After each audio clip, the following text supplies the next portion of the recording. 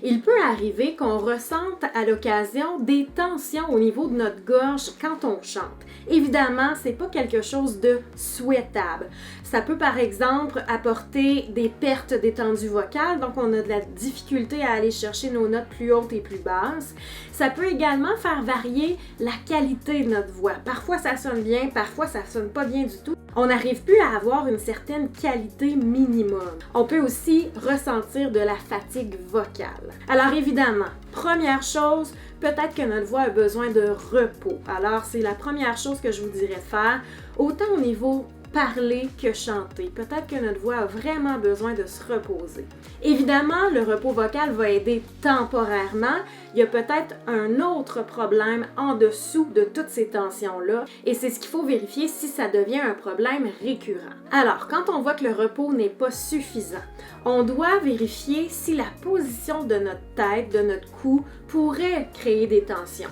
Si je suis trop vers l'avant, trop vers le haut, évidemment, ça va créer ces tensions-là au niveau de la gorge. On doit s'assurer d'être bien positionné, bien droit, bien détendu pour ne pas créer ces tensions-là. Il y a toutes sortes de choses qu'on peut faire pour relâcher ces tensions-là au niveau de la gorge. Première chose, le bâillement. Si je bâille,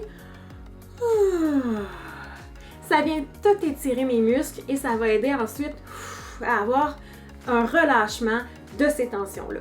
Ensuite, mâcher de la gomme peut nous aider à détendre les lèvres, la mâchoire et tout ça. On ne veut pas mâcher trop fort ni trop longtemps, mais mâcher un petit peu de gomme quelques minutes, ça peut aider à relâcher les tensions. Nos fameuses babines de cheval, pour venir relâcher tout ce qui est musculature au niveau de la bouche, ça aide beaucoup. On veut vraiment s'assurer que la détente ne vient pas juste du cou, mais également de la mâchoire, des lèvres, de la langue, tout doit être détendu. Et ensuite, on vérifie notre soutien. Est-ce qu'on soutient du bon endroit?